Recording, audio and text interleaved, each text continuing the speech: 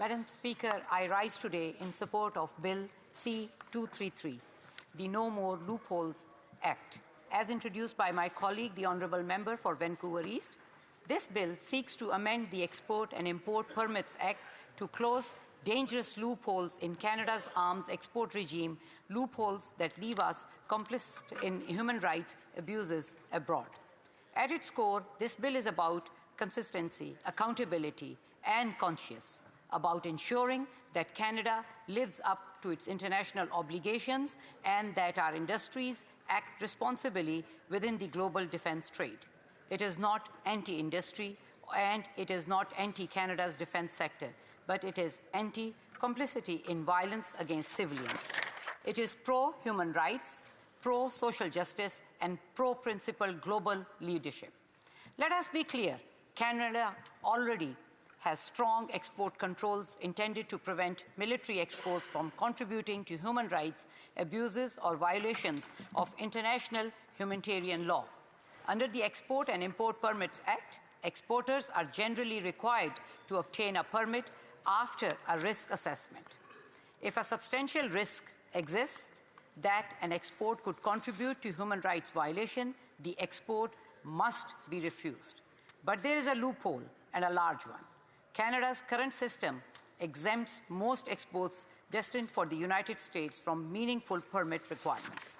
Because of this, hundreds of Canadian-made military components, ammunition, aircraft parts, and explosive materials cross the border with no individual risk assessment, no transparency, and no public reporting.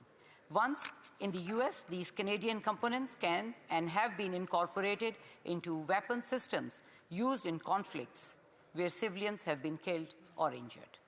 Independent reports have traced Canadian origin components into US facilities and then onward to militaries engaged in hostilities with documented civilian harm, notably into the Middle East.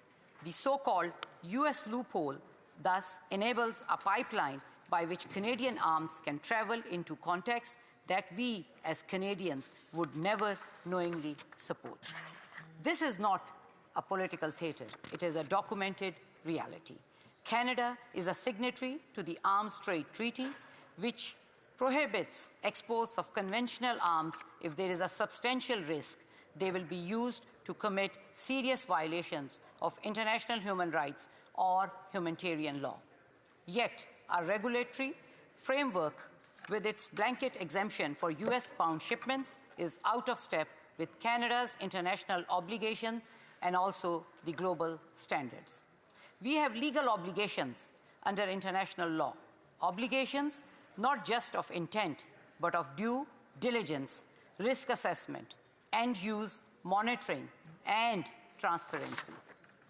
Without these safeguards, the very values we expose, human dignity, protection of civilians, and the international justice are hollow.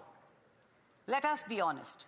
We should not profit from war, repression, or attacks on civilians anywhere in the world, whether the suffering is in Gaza, Yemen, or elsewhere. It matters. Human rights are not situational. Least of all should they be overridden by an arbitrary geographic exemption. Opponents of this bill have claimed that closing the loopholes would decimate Canada's defence industry or jeopardize our economic relationships. I reject that framing.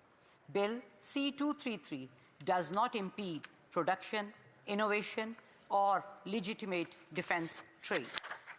It simply ensures that Canadian goods destined for the United States receive the same due diligence through permit requirements, risk assessments, and reporting as goods going to the other destinations. Industry thrives on predictability, on trust, and on a reputation for integrity. Strengthening our export controls and aligning them with international partners enhances confidence in Canadian products. Many of our allies already apply similar controls to US-bound exports. Canada's current practices are the outlier, not the global norm. Jobs are not at risk here. What is at stake is our moral authority and Canada's global brand as a principled exporter. There is a room in this Parliament to support both Canadian industry and human rights simultaneously, and this bill strikes that balance. Let me bring this principle closer to home. Recently, U.S. Immigration and Customs Enforcement awarded a contract to a Canadian firm to buy 20 armored tactical vehicles built to withstand bullets and blast effects, without robust Canadian oversight of their end use. This is more than abstract trade detail. ICE is not a combat military force. It is a law enforcement agency with a documented history of enforcement practices that harm civilians, including migrants and the vulnerable communities. These armored vehicles have been deployed in ways that raise serious human rights questions. And yet, under our current framework, these sales can proceed with minimum transparency or human rights scrutiny. This example illustrates a broader point. Canadian products should not be exported in ways that contribute to violence, repression, or human rights abuses, whether abroad or within communities in North America. We are a country that has historically championed refugee protections, human dignity, and equitable justice. That legacy is undermined when our goods are put to harm in contexts that we ourselves would reject. Madam Speaker, I want to underscore an important point about context. The political, economic, and security environment in which Canada's arms export regime was first structured has shifted dramatically. As the Prime Minister has noted, the old relationships we had with the United States, based on deepening integration of our economies and tight security and military cooperation, is over. In other words, the assumption that we can treat US-bound military exports differently from all other reflects a bygone era, an era that predates the protectionist trade actions and broader geopolitical shifts under the current US administration. That raises a vital question. Is the America of today the same America that justified this exemption? And if it is not, then surely Canada should not anchor its export control policy on absolute premises.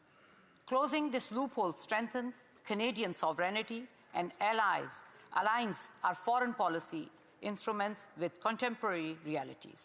Bill C-233 would help ensure that Canadian exports, including those that could find their way into law enforcement operations abroad, are subject to a meaningful human rights due diligence and end-use monitoring.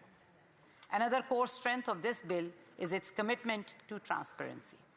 Right now, data on US-bound military exports are not publicly reported and are tracked only when permits are required, leaving large swaths of Canadian arms trade occur.